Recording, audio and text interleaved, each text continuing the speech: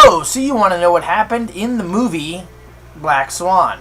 So do I. No, actually, I kind of know. I'm not going into all the theories here because you can Google that and go on the internet. You can have everybody talk about this movie. I'm not going to try to be all end all of the answer for what this is. If you want the answer, go to Aronofsky. Maybe he'll give you the answer.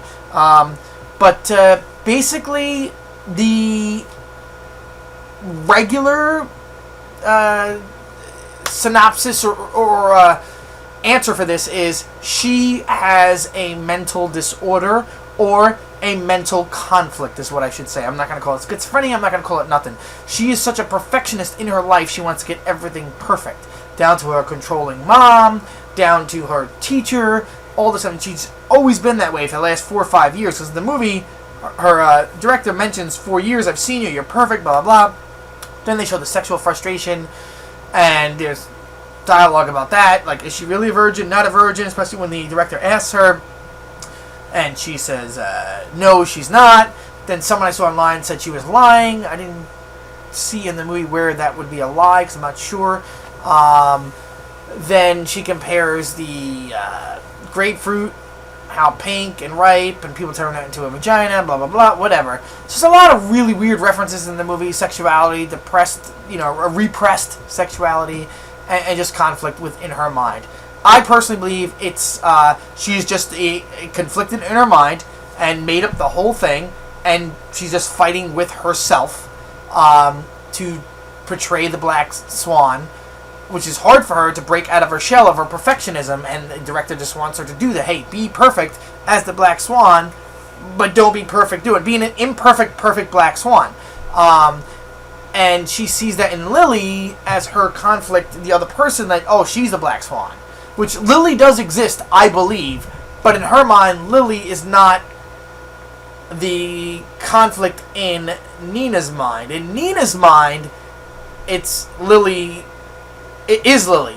But in our mind, in the audience's mind, we see Lily, but actually it's Nina against Nina. Nina has like a doppelganger, which is her evil twin, which is her own mind fighting her. Alright, down to the end scene. Basically, she stabs herself with the shard of glass and goes on stage to do the ending of Swan Lake.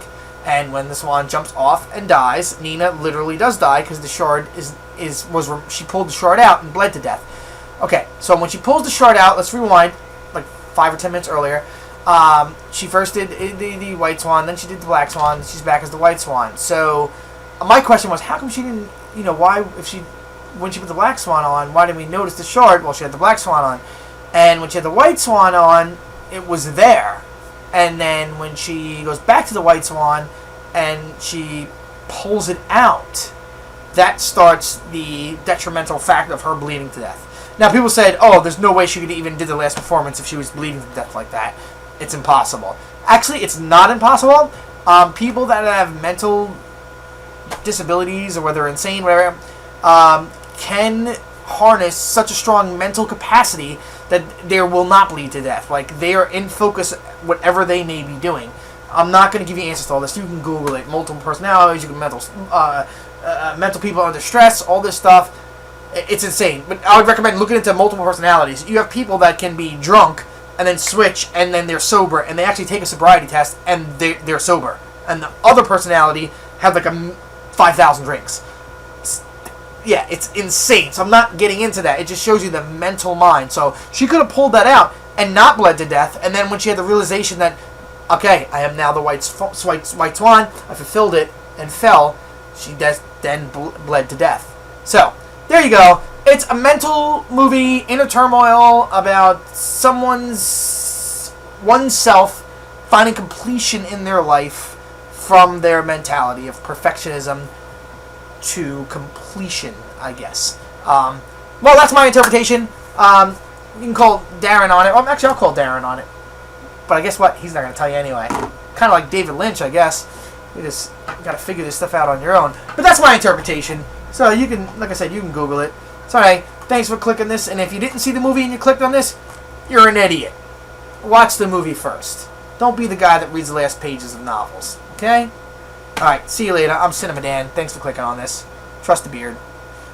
Or don't, whatever. As always, don't take my word for it. Take yours.